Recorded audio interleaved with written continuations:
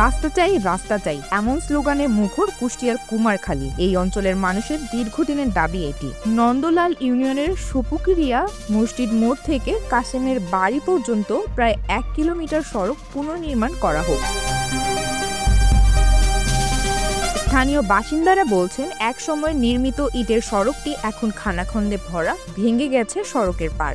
বর্তমানে এটি চলাচলের একেবারে অনুপযোগী। চেয়ারম্যানরা আলিপারে কয় যে আমার ভোট দেন, আমরা রাস্তা করবো না, পরে আর দেখা যাচ্ছে আর খবর নাই। আর নাই, চেয়ারম্যান আসে আবার ইলেকশনে আসা কয় যে হ্যাঁ আমার পাশ হলি পারে প্রথম রাস্তা এটি করে দেবো। হেঁটে আসলাম, দেখেন রাস্তার যে অবস্থা, কোনো ভ্যান আমাকে নিবে এটা নিতে পারে না, কারণ ভ্যানটা উল্টাই যেতে পারে। হয় না, এ কথা কি করে বলবো? আমার তো আশ্বাস করে দেবো, পরে আমরা লোকও পাইনি, করেও দিলে না। এই পথের যাত্রীরা বলছেন, রাস্তা ভাঙা, তাই অতিরিক্ত ভাড়া গুনতে হচ্ছে রিক্সা ভ্যানে, আর অ্যাম্বুলেন্স সহ জরুরি যান চলাচলেও পোহাতে হচ্ছে চরম ভোগান্তি। এত পরিমাণ ভাঙা, যে রাস্তা একটা সুস্থ মানুষ হাঁটতে পারে না, তাহলে আমি কিভাবে করবো? এই রাস্তার সমস্যা বহুত দিন ধরে, এই সবাই বলে যে করিয়ে দেবো, নির্বাচনের সময় ভোট আসে ধরেন বলে যে রাস্তা করে দেবো। আজ পর্যন্ত দিলাম না। আমার বয়স 40 বছর, আমি 40 বছর হয়ে দেখিয়ে যাবো। এই রাস্তার জন্য আমরা কখনোই বাড়ি থেকে একটা রুগী নিতে পারি না। এই রাস্তায় ভাঙা, অনেক সময় উল্টি জাতি চাই, এটা ডেলিভারি রুগীও সমস্যা হয়ে যায়।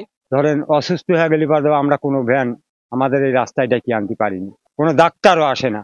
আমাদের এই আমরা গরিব মানুষ ভ্যান চালা খাই, আমাদের ভ্যান ভাঙার তালেই থাকে। এই 1 কিলোমিটার সড়কের জন্য ভুক্তভোগী এলাকার অন্তত 400 পরিবার। তারা বলছেন, ভোট এলেই সরব হন স্থানীয় জনপ্রতিনিধিরা, তবে ভোট শেষে আর দেখা পাওয়া যায় না নির্বাচিত জনপ্রতিনিধিদের। তবে এবার আসছে নির্বাচনকে কেন্দ্র করে আশাবাদী এই এলাকার বাসিন্দারা। যে রাস্তায় আমাদের যাতায়াতে কোনো অসুবিধা হবে না, যদি কোনো ইমার্জেন্সি লাগে, কেউ যদি অসুস্থ হয়, তাহলে তার হসপিটালে নিয়ে যাওয়ার জন্য এই রাস্তায় অনেক প্রবলেম হয়, অ্যাম্বুলেন্স আসতেও লেট হয়ে যায়। রাস্তাটা হলে পরে আমাদের কষ্টটা একটু দূর হয়েছে।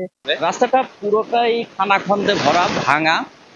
আজ থেকে 17 বছর আগে নজরুল চেয়ারম্যান থাকাকালীন সময়, উনি চেয়ারম্যান থাকাকালীন সময় এই রাস্তার কাজ হয়, ইট পাড়া হয়েছিল। তো এখন জায়গায় জায়গায় ইট আছে নেই, এরকম অবস্থার খানাখন্দে ভরা, পুরোটা রাস্তায় খুব খারাপ অবস্থা। আমাদের কৃষকরা এখানে সঠিক মূল্য পায় না, পাশাপাশি এই রাস্তা ভাঙার কারণে কোনো গাড়ি ঢুকতে চায় না। যাতে ভালোভাবে চলাচল করতে পারি, একটা ভ্যান যেতে পারে।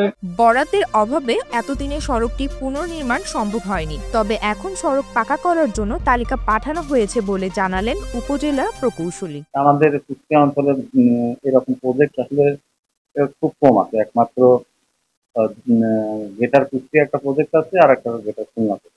গেটার খুলনা প্রজেক্ট প্রায় শেষের পথে, এবং গেটার কুষ্টিয়া শেষ হইলেও পরবর্তী আবার জিপিপিটা পাস যত তাড়াতাড়ি হবে, বরাদ্দ যত তাড়াতাড়ি দেবে, আমরা তত তাড়াতাড়ি টেন্ডারে যেতে পারবো, উন্নয়ন।